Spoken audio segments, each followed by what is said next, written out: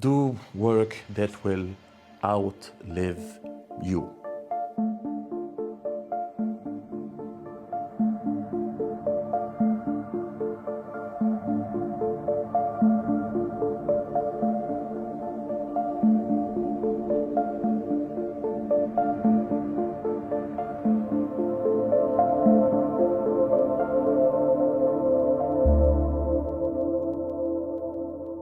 I got into street photography, documentary photography, thanks to this book.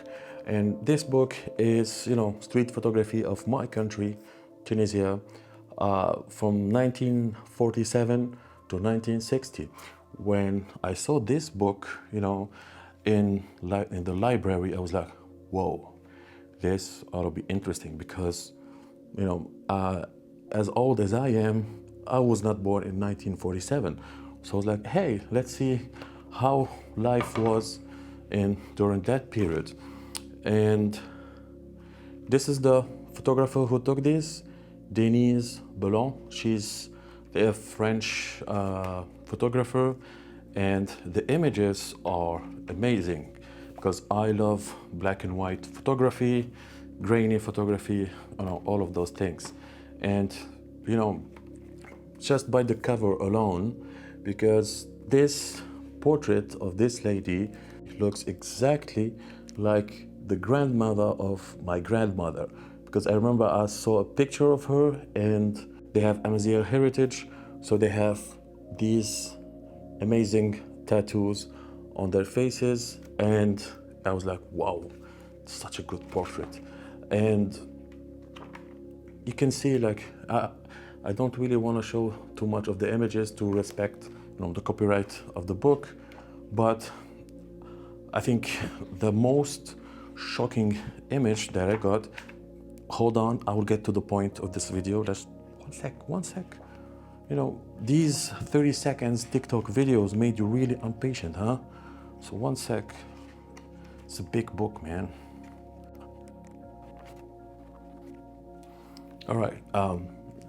These images, and here you can see a portrait of a couple of women, like traditional, Tunisian women, and here you see portraits of women that most people in this culture, want to forget they ever existed. These were prostitutes in a very famous neighborhood in the city center, in the capital of the country. And if I want to do the same images nowadays, I will probably get killed in the process. This is photography that matters. This is photography that will live beyond your days. If your photography doesn't have a purpose, and when I say a purpose, not just collecting views and making money from YouTube, but if that becomes the norm, this kind of work will be dead, because this kind of work is already suffering. I do not make money, for documentary photography. I have, other, sources of income. I make more money with video than photography, even though I love photography way more than I love video. But I'm not saying that, everyone should be interested by this sort of things. This is why photography was invented in the first place. In my opinion, I might be wrong. Who am I to say? This trend of TikTokers asking pretty women in the streets, to take their portraits, that image will get clicks online. Absolutely, beauty sells. That's no problem. And the counterpoint that a friend of mine told me that it's great because it gets people, into photography. But I hear say that's not for the healthiest reasons. I got, into photography to hopefully one day make this kind of work, and I want to make a sequel for this book, and I've been working on it for like the past 6 years, and hopefully I'll finish maybe when I'm 80 or something. But I know that book won't make me any money.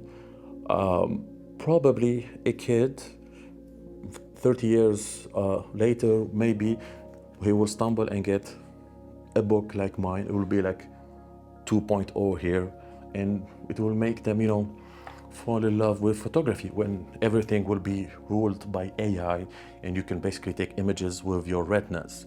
That would be great, like 500 megapixel images. But hey, my message with this stupid video is like, please remember why you got into photography at the first place and live artistic experiences for the right reasons.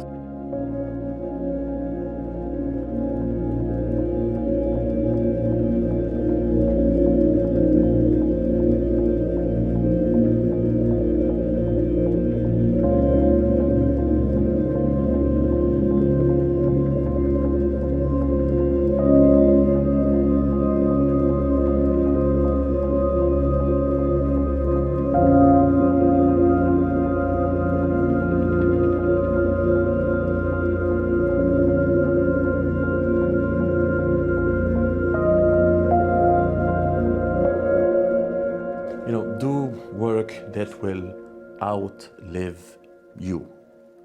See you in the next video. Bye.